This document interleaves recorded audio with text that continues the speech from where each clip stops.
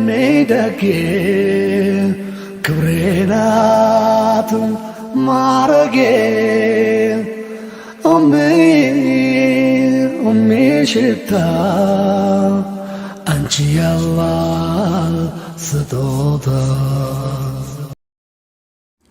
አሰላሙ አለይኩም ወራህመቱላሂ ወበረካቱሁ። ድና የተከበራችሁ የፎዚ ቤተሰቦች ሰላም እንዴት ናችሁልኝ? ውድ ሀገሬ ልጆች በያላችሁበት የዓለም ዳርቻ ሰላማችሁ በዝት ትረፍ ይበልልኝ ኢንሻአላህ። ያው ትናንትና ልጆችን ማሳደግ በኢስላም ከሚለው ታሪካችን ጨርሼ ወደ መልካም ጋብቻ አጋር መምረጥ የሚል ጀምሬ ነበር። ኢንሻአላህ ትናንት ካቆምኩበት ቀጥላለሁ። ለምታበረታቱኝ በሙሉ ጀዛኩሙላሁ ኸይራን ከልብ ነው የማመሰግነው የኔ ውዶች። ቪዲዮውን ከቻላችሁ ሸር አድርጉ፣ ላይክ ኮሜንት መስጠታችሁን አትርሱ። ኢንሻአላህ ክብሩን መስፈርት አድርጎ መምረጥ ኢስላም ካስቀመጣቸው ሌሎች መስፈርቶች መካከል ሌላኛው ባል አሊያም ሚስት ከተከበረና በሃይማኖተኝነቱ እንዲሁም በግብረ ገብነቱ ከሚታወቅ ቤተሰብ ቢሆን የተሻለ መሆኑን ነው። በስብዕና በሃይማኖትም ሆነ በመልካም ባህሪ ትልቅና የተከበረ ተብሎ ከሚታወቅ ቤተሰብ ማግባት በዲንም ሆነ በዱንያ ጥቅሙ የጎላ ነው።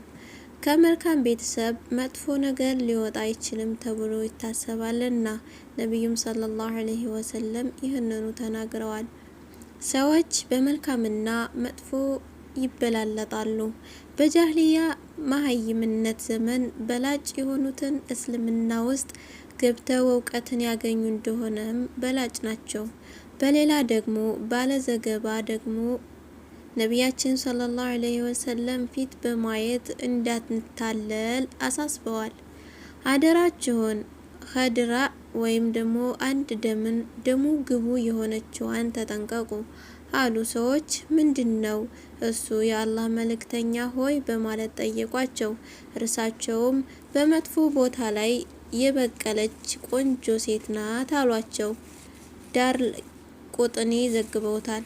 ነቢያችን ሰለላሁ ዐለይሂ ወሰለም በዚህ መልኩ ነበር ከልጅ በፊት እናት መረጣ ላይ እንድንጨነቅና እንድንጠበብ የመከሩን። ልጅ ዘር ነውና ከመዝራታችን በፊት የዘር መዝሪያችንን በጥንቃቄ እንድንመርጥ አሳስበውናል። በዚሁ መነሻነትም ይመስላል ኡስማን ኢብኑ አልአሲ አሰቃፊ እንደበማለት ለልጆቹ ምክር ሲሰጥ የተደመጠው። ልጆቼ ሆይ ጋብቻ አዝመራ ነው። አንድ ሰው ተክሉን የት እንደሚተክል ያስተውል። መጥፎ ዘር ፍሬ አያፈራም። ጊዜ የሚወስድባችሁም ቢሆን ጥሩ ነገር ምረጡ። ታላቁ ኸሊፋ ዑመር ኢብኑል ኸጣብ የሆኑ ልጆች አንድ ልጅ በአባቱ ላይ ያለውን መብት በጠየቁ ጊዜ እናቱን መምረጥ፣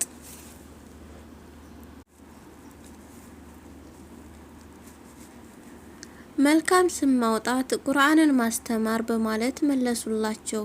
የዘመኑ ተመራማሪዎች ሕፃን ልጅ ከውልደቱ ጊዜ ጀምሮ የወላጆቹን አካላዊና አእምሮአዊ ባህሪ እንደሚወርስ አረጋግጠዋል።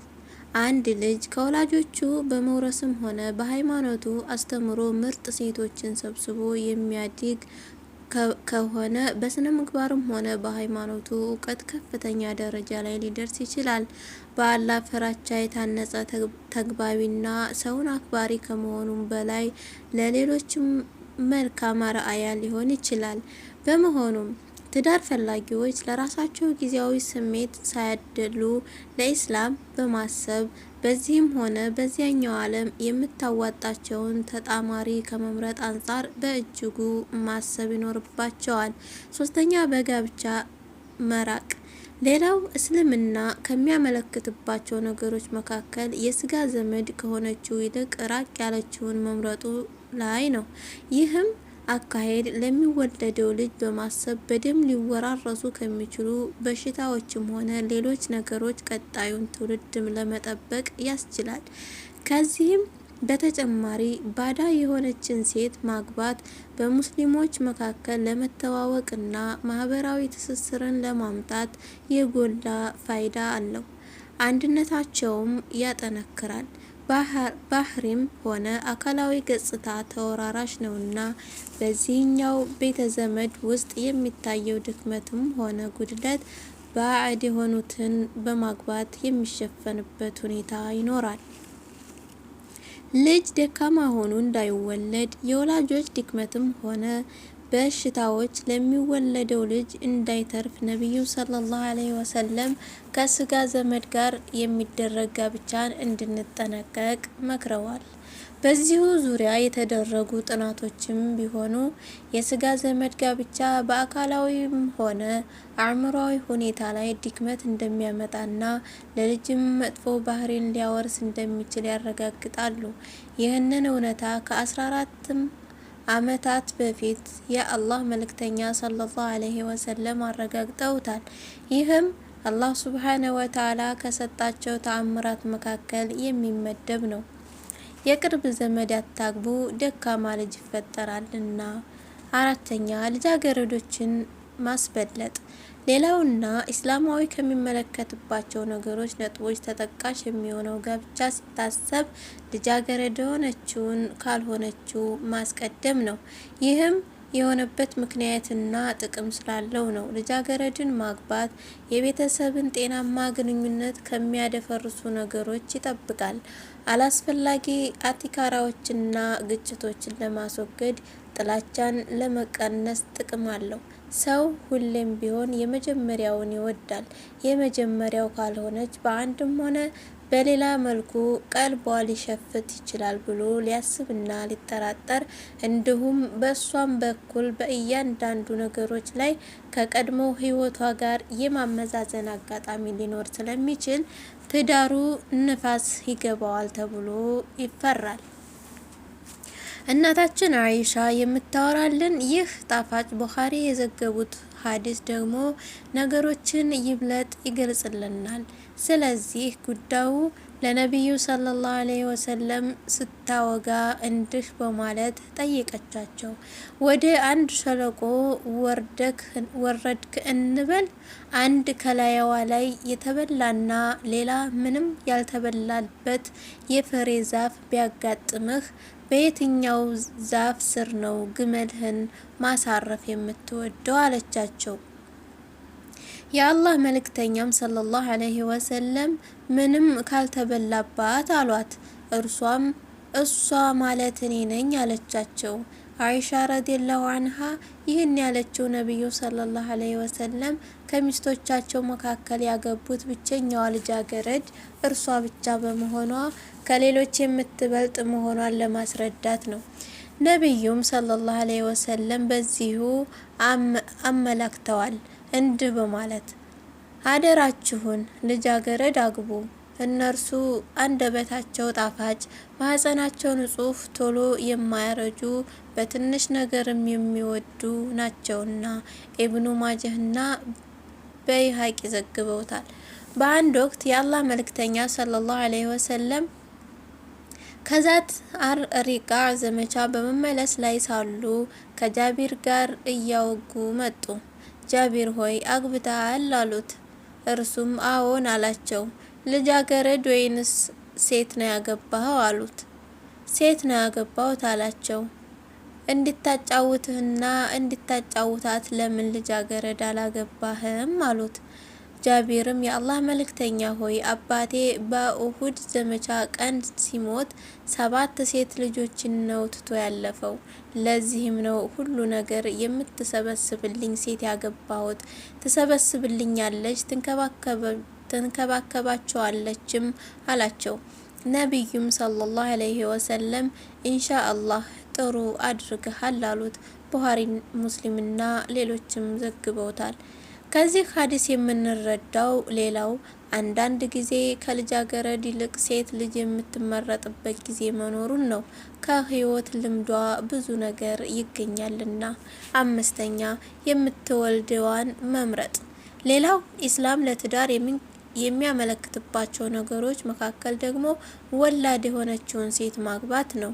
ስናገባ አንዲት ሴት ከእርግዝናና ከወሊድ የሚከላከሉ በሽታዎችና ነገሮች ነፃ መሆኗን በማስመርመርም ሆነ በሌላ ማለትም የእናቷን የዘመዶቿን የኋላ ታሪክ በማወቅ ያገቡ እህቶቿንም ካሏት ወላድ ስለመሆናቸው በማጥናት ሊሆን ይችላል። ወላጆቿም ሆነ እህቶቿና የቅርብ ዘመዶቿ ወላድ ከሆኑ እሷም ትሆናለች ወደሚለው ድምዳሜ ሊደርስ ይቻላል። ወላድ ሴትን የማግባቱ ሚስጥር የነቢዩ ሰለላሁ ዐለይሂ ወሰለም ኡመት ከማብዛት ጋር የተያያዘ ነው። ነቢያችን ሰለላሁ ዐለይሂ ወሰለም ህዝባቸው በዝቶ በዕለተ ትንሣኤ ከሌሎች ነቢያት ጋር ከመፎካከር ያልማሉ። በመሆኑም የእርሳቸውን ምኞት ለማሳካት ወላድ የሆነችን ሴት ማግባት አስፈላጊ ነው። በአንድ ወቅት አንድ ሰው ነቢዩ ሰለላሁ ዐለይሂ ወሰለም ዘንድ መጣና የአላህ መልእክተኛ ሆይ፣ እኔ ከተከበረ ቤተሰብ የሆነች ሴት ወደድኩኝ፣ ነገር ግን መውለድ አትችልም፣ ላግባት ወይ አላቸው። ነቢዩም ሰለላሁ ዐለይሂ ወሰለም እንዳያገባ ከለከሉት። ሰውየው ሌላ ጊዜ በመምጣት ደግሞ ጠየቃቸው፣ አሁንም ከለከሉት። ለሶስተኛ ጊዜ መጥቶ በጠየቃቸው ጊዜ የአላህ መልእክተኛም ሰለላሁ ዐለይሂ ወሰለም እንዳሉ ወላድና ተወዳጅ የሆኑ ሴቶችን አግቡ፣ እኔ በእናንተ አማካኝነት ህዝቤን አበዛለሁና። አቡ ዳውድ፣ ነሳኢና ሐኪም ዘግበውታል። ይህ የኢስላማዊ የጋብቻ መርሁ ነው። በእስልምና አንድን ሰው ማነጽ የሚጀምረው ከቤተሰብ ነው። የሀገር መስፈርቱ ቤተሰብ ነውና ጋብቻ ለተፈጥሯዊ ጥሪ ምላሽ መስጫ መንገድ ከመሆኑም በላይ የሰውን ልጅ የህይወት ፍላጎት ማስኬጃ፣ ልጆችን ከወላጆች ማገናኛ፣ ማህበረሰቡን ከአደገኛ በሽታዎች መጠበቂያ፣ ከስነ ምግባር ውድቀት መታደጋ መድረክ ነውና እስልምና ትልቅ እውቀት ተሰጥቶታል። አንድ ሙስሊም ኢስላማዊ ቤተሰብ መመስረት፣ መልካም ዝርያ መተካት፣ አማኝ አላህን ፈሪ ትውልድ ማፍራት ከየት እንደሚጀምር በትክክል ካወቀ ወደፊት የሚጠብቁትን የህይወት ኃላፊነቶችም ከወዲሁ ይቀልሉለታል። ምክንያቱም ማህበራዊ መስተጋብሮቹን የሚያሻሽልበትና በላጭ የሆነ ማህበረሰብ ለመፍጠር የሚያስችል የትክክለኛ አስተዳደግ መሰረት የሆነችዋን መልካም ሴት የመመስረት ድንጋዩን አድርጎ በቤቱ አስቀምጧልና። በእስልምና የልጅ አስተዳደግ መጀመር ካለበት ቦታ ማለትም ከሚስት አሊያም ከእናት ምርጫ ይጀምራል።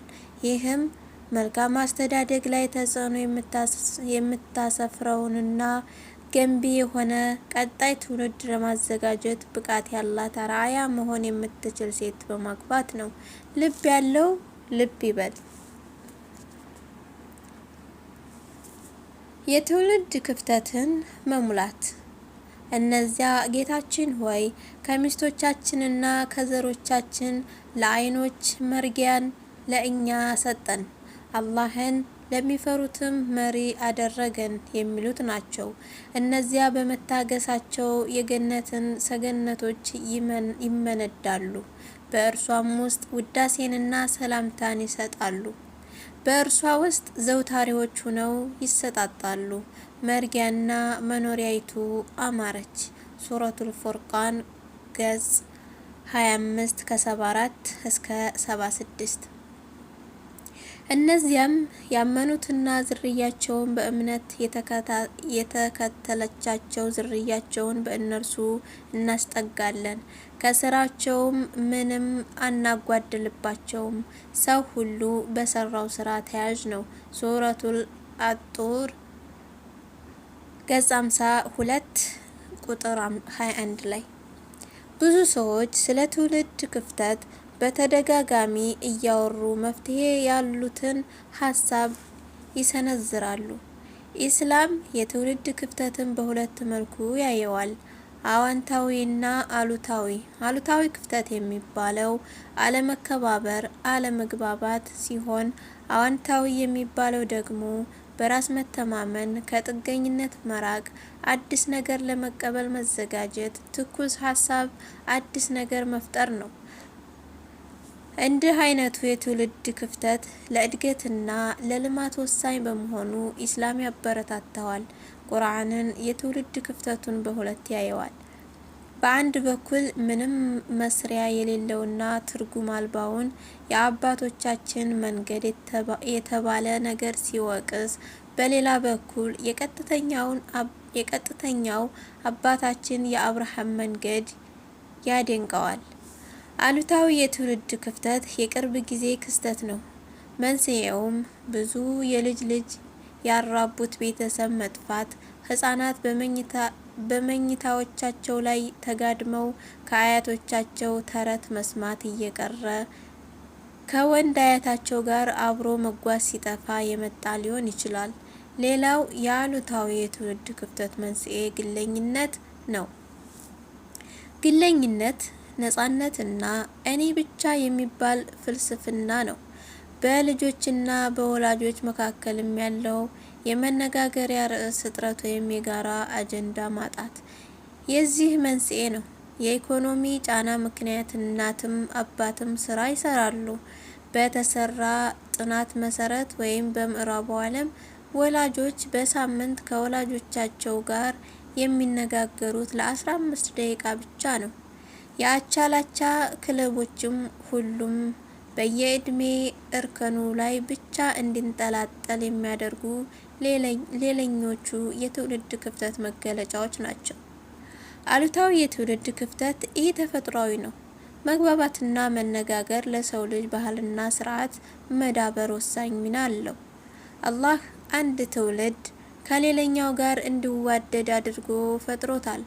አረጋውያን ወጣቶችን እንደሚወዱት ወጣቶች ህፃናትና አረጋውያን ይወዳሉ። የሰው ልጅ በመማር ያድጋል። መማር ደግሞ ዘርፈ ብዙ ነው።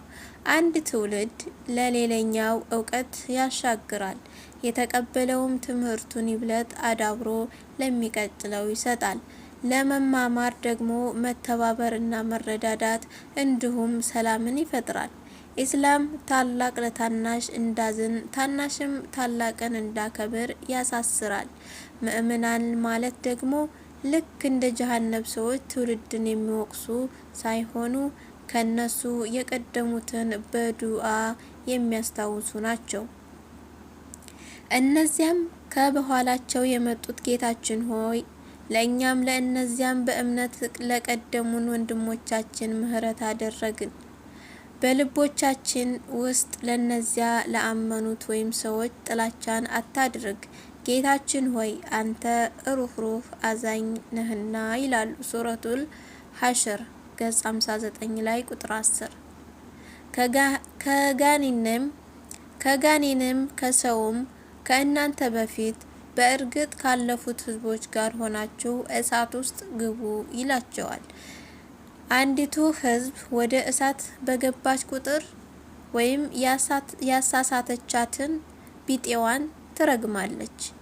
መላውም በውስጧ ተሰብስበው በተገናኙም ጊዜ የኃይለኛይቱ ለመጀመሪያይቱ ተከታዮች ለአስከታዮች ጌታችን ሆይ እነዚህ አሳሳቱን፣ ከእሳትም ስቃይ እጥፍን ስጣቸው ትላለች። ወይም ደግሞ አላህም ለሁሉም እጥፍ አለው ግን አታውቁም ይላቸዋል። ሱረቱል አልአዕራፍ ገጽ 7 ላይ ቁጥር 38። አሉታዊ የትውልድ ክፍተትን ለመሙላት ሰላም፣ ፍቅር፣ ርህራሄና ህብረትን ለመፍጠር የተጠና ስራ መስራት ያስፈልጋል።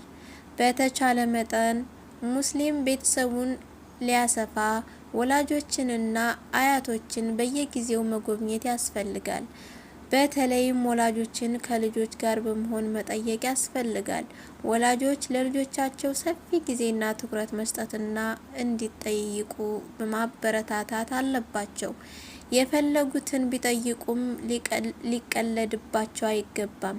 ልጆች ምንም ቢሳሳቱ በራሳቸው እንዳፍሩ ማድረግ የተሳሳተ ነው። ኢስላማዊ አስተዳደግ ሲባል ተገቢውን እውቀት መስጠት ወይም ታዕሊም እና ጥልቅ የሞራልና የስነ ምግባር ወይም ደግሞ ተዝኪያ ትምህርትን ያጠቃልላል። ለኢስላማዊ ቤተሰብ ሹራ ወይም ደግሞ ምክክር ከፍተኛ ቦታ አለው። ሹራ በኢስላማዊ ክብር ወይም ደግሞ ከራማ፣ ፍትህ ወይም ደግሞ አድልና እኩልነት ላይ የተመሰረተ ነው። በዚህ መሰረት ሹራ ወይም ምክክር ለቤተሰብም ያስፈልጋል። ከነቢያችን ሰለላሁ ዐለይሂ ወሰለም ውጭ ማንም እንከን ባለመኖሩ እንከን አልባነትን ከማንም አንጠብቅም። ቢሆንም እርስ በርስ በተጋገዝንና መተሳሰብ ይጠበቅብናል። ሌላው መርሳት የሌለብን ጉዳይ ቢኖር የባህልና የሃይማኖት ልዩነትን መዘንጋት የለብንም። የባህላችን አካል ሁሉ የተከለከለ አይደለም። እንዲሁም አባቶቻችን እየሰሩት ሁሉም ሃይማኖት አይደለም። አንዳንድ ጊዜ የትውልድ ክፍተት መኖሩ ጥሩ ወይም አስፈላጊ የሚሆንበት አጋጣሚ አለ።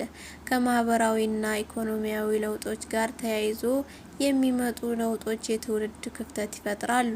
ዑመር ኢብኑል ኸጣብ እንዳለው ልጆቻችሁን አክብሩ፣ ስነ ምግባር ጥሩ ስነ ምግባር አስተምሩ። እነሱ የተፈጠሩት ከእናንተ ዘመን በተለየ ጊዜ መሆኑን አጢኑ። ልጆቻችንን የኛ ኮፒ ማድረግ ተገቢ አይደለም። ነጻነት ያስፈልጋቸዋል። አንዳንዴ ስንሳሳት በአክብሮት እንዲገስጹን መፍቀድ አለብን። አንዳንዴ እነሱ ከኛ የተሻለ ሀሳብ ያመነጫሉ። 100% በእኛ ላይ የተጣበቁ እንዲሆኑ ማድረግ የለብንም። በቤታችን በእንግዳችንና ለሌሎች ማህበራዊ ጉዳዮችም ላይ እንዲሳተፉ በር እንክፈትላቸው። ምክንያቱም ነገ የመሪነት ሚና መጫወት አይከብዳቸውም። በዚሁ መልኩ ልጆችን ጥሩ ሙስሊም፣ ኢትዮጵያዊ እና ጥሩ የዓለም ዜጋ እናደርጋቸዋለን።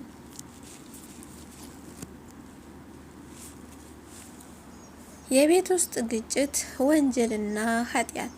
ትዳር የተፈጥሮ ጸጋ ነውና አንዳቸው ለአንዳቸው ሰላምን፣ ጸጥታን ይፈጥራሉ። ትዳር በፍቅርና በእዝነት ላይ ይመሰረታል። ለእናንተም ከነፍሶቻችሁ ወይም ከጎሳቻችሁ ሚስቶችን ወደ እነርሱ ትረኩ ዘንድ መፍጠሩ በመካከላችሁም ፍቅርንና እዝነትን ማድረጉ ከአስደናቂ ምልክቶቹ ነው። በዚህ ውስጥ ለሚያስተውሉ ህዝቦች ተአምራቶች አሉ። ሱረቱል አሩም ቁጥር 21 ገጽ 30 ላይ ብጥብጥ በትዕግስትና ውይይት ይፈታል። ችግሩ ከአቅም በላይ ሲሆን ከቤተሰቦቻቸው ከሽማግሌዎችና አማካሪዎች እርዳታን ይጠይቃሉ። ብጥብጥ መራራቅና ትልቅ ችግርን እንጂ መፍትሄን አያመጣም። መጥፎው እድል በዘመናችን አለመግባባት እየጨመረ ሲሆን በትዳር ላይ ደግሞ እየተባባሰ ነው። ሰዎች በተማሩ ቁጥር ባህላቸውን እንደሚያበለጽጉ ቤተሰብም ዘመናዊ ባህል ግን የሰዎችን ትዕግስት፣ አዛኝነትና ተንከባካቢነት አስወግዷል። አለመግባባት የአንዳንድ ክስተት መሆኑ ቀርቶ ባህል ሆኗል። በአሜሪካ የፍትህ ክፍል እንደገለጸው ከ1 እስከ 3 ሚሊዮን ሴቶች አሜሪካ ውስጥ ከባሎቻቸው ወይንም በወንድ ጓደኞቻቸው አካላዊ ጥቃት ይደርስባቸዋል። በየቀኑ 3 ሴቶችና 1 ወንድ በተጎዳኞቻቸው ይገደላሉ። 2000 ዓመተ ምህረት 1247 ሴቶች በተጓደኞቻቸው ተገድለው ነበር። በተመሳሳይ ዓመት ደግሞ 440 ወንዶች ከተጓደኞቻቸው ተገድለዋል። የባለትዳሮችና የፍቅረኞች መገዳደል ውስጥ 30 ሴቶችና 5 ወንዶች ይገባሉ። የፍትህን የወንጀለኛ መረጃ ቢሮ የተጓዳኞች ብጥብጥ 1993 2001 ፌብሩዋሪ 2003 እና 1993 ከ2004 2006 በሀገራችን ያለው ሁኔታ አሳሳቢ የሆነ መምጣቱ ግልጽ ነው። በቅርብ ጊዜያት ወዲህ በባሎቻቸውና በፍቅረኞቻቸው የተገደሉ፣ አሲድ የተደፋባቸው፣ ዘግናኝ አካላዊ ጉዳት የደረሰባቸው ወዘተ ሴቶች ተበራክተዋል። ሁላችንም በማህበረሰቡም ሆነ በቤታችን ስለሚከናወኑ ሰይጣናዊ ድርጊቶች በጥልቅ ማሰብ አለብን። ማንኛውም ሰው ቤተሰባዊ አለመግባባት በኢስላም ተቀባይነት እንዳለው ማሰብ አይኖርበትም። ኢስላም ሁሉንም አለመግባባቶች ያስወግዳል፣ በተለይ በቤተሰብ መካከል ሲሆን። ቤተሰብ የፍቅርና የእዝነት ተቋም እንጂ የጥላቻና የጭካኔ አይደለም። ባልና ሚስት በአላህ ስም ሊጠባበቁና በጥሩ ጥንቃቄ በእዝነት ሊተያዩ ከቤተሰብም ሆነ እርስ በእርሳቸው ያላቸው ግንኙነት በመተማመን ማድረግ ይጠበቅባቸዋል። ነቢዩ ሰለላሁ ዐለይሂ ወሰለም ከእናንተ ምርጡ ለቤተሰቡ ምርጥ የሆነው ነው፣ እኔ ከእናንተ ለቤተሰቤ ምርጥ ነኝ ብለዋል። ትርሚዚ እንደዘገበው። ጥንዶች ወላጆች ወይንም ልጆች እርስ በርስ መጣላት ከጀመሩ የግድ ምክር፣ እርዳታና ተገቢው እንክብካቤ ያስፈልጋቸዋል። ጥላቻና መደባደብ ወይም ደግሞ መከፋፋት ለረጅም ጊዜ እንዲቆይ መፍቀድ አይገባም። ምክንያቱም መራራቅና ብጥብጥን ነውና የሚያመጡት።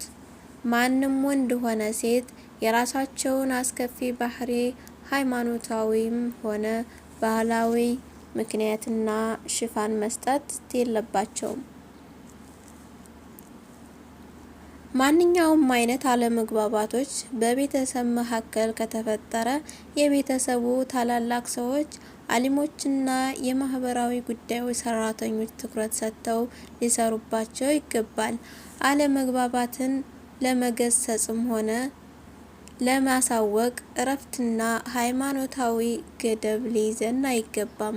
አሳፋሪው ነገር ብጥብጥ እንጂ ብጥብጥን ማሳወቅ አይደለም። ብጥብጥን ልንቃወምና ልናስተካክለው ይገባል። የቤተሰብ ግጭት በሽታ ስለሆነ በቶሎ መታከም ይኖርበታል። የቤት ውስጥ አለመግባባት አቤቱታዎች ችላ ሊባሉ አይገባም። ምንም እንኳን ያለመግባባት ወጣቶች፣ ድሃዎች ወይም ያልተማሩ ሰዎች ሊሆኑ ቢችሉም የሚያውቁ ሰዎች ይህን ወንጀል ችላ ለማለትና ለማደብሰስ አይፈልጉም ወይም ሊያደርጉትም አይገባም። ሰውየው ሀብታም ወይ ድሃ፣ መሪ ወይ ተራ ግለሰብ፣ ወዳጅ ወይ ወዳጅ ያልሆነ፣ ተጣማሪ ወይ ተጣማሪ ያልሆነ ሊሆን ቢችልም እንኳን በማንኛውም ሁኔታ ከዚህ ችግር ልንማርና በቁም ነገር ልንይዘው ይገባናል። አንድ ግለሰብ የመጣበት ክስ እውነት ከሆነ በስልጣኑ ከሱ ጋር ባለን ግንኙነት ወይም በዝምድናችን ምክንያት በችልታ ማለፍ የለብንም። ፍትህ ማለት አንድ ሰው አለማዳላት ነውና ይህን ሰው ልንረዳ የምንችለው ይህን ተግባር ደግሞ እንዳይፈጽመው ማስቆም ስንችል ነው። እነዚያ በቤተሰብን ግጭት ምክንያት የተጎዱት በፍጥነት እርዳታ ማግኘት አለባቸው። መረጃዎች እንደሚያሳዩት በቤት ውስጥ አለመግባባት ሴቶች ይበልጥ ተጠቂዎች ናቸው። ስለዚህም ለዚህ ጉዳይ የተለየ ትኩረት መስጠት አለብን። ማህበረሰቡ በዚህ ጉዳይ ላይ ማምረር አለበት። ሴቶች ቤተሰባቸውን እንዲያጡ ከመፍራትና ብዙውን ጊዜ መሄጃ ስለማይኖራቸው በዚህ ጉዳይ ሲጎዱና ሲማረሩ ይታያል። በእርግጥ ሁሉም ሰው እንዴትና ምን መወሰን እንዳለበት ያውቃል። ሆኖም አንዱ በሌላው ላይ አይወስንም። ሁሉም የዚህ ጉዳት ሰለባዎች እርዳታ በሚፈልጉበት ጊዜ መርዳት ሞራላዊም ሃይማኖታዊም ግዴታ ነው። ቤተሰባዊ መተሳሰብን የምናሳድግባቸው ቋሚ ስርዓቶች ቢኖሩንም መልካም ነው። ራሳችንን እና ሌሎችን እንዴት መንከባከብ እንደሚቻልና በአክብሮት ችግሮችን መፍታት እንዴት እንደሚቻል ማስተማር አለብን። ቁጣን መቆጣጠርና ሰላማዊ ጸባይ ማዳበርን ከቁርአን ሱናና ዘመናዊ ስነ ምግባር ሳይንስ ልንማር ግድ ነው። በሀገራችን እንደዚህ አይነት የቤተሰብ አለመግባባት ህይወታቸውን ላጡና ጉዳት ለደረሰባቸው እህቶቻችን ቤተሰቦችና ለጓደኞቿ መጽናናትን ይስጣቸው። እኛንም በቀጥተኛው መንገድ ላይ እንዳጸናን ለቤተሰቦቻችን ለጎረቤቶቻችንና ለአላህ ፍጥረታት ሁሉ ጥሩ እንዳደርግልን እንለምነዋለን። አሚን። ውዶቼ ዛሬ ቪዲዮ ይሄን ይመስላል ማለት ነው። አህባቢ ነገ በሌላ ቪዲዮ እንገናኛለን ኢንሻአላህ። መልካም ቀን ከነምሽቱም ከናዳሩም ተመኘሁላችሁ። በያላችሁበት የዓለም ዳርቻ ሰላማችሁ ብዝት ትርፍ ይበልልኝ። ሰላም አለይኩም ወራህመቱላሂ ወበረካቱ። ደጌ ክብሬናት ማረጌ ሽታ አንቺ ያላህ ስጦታ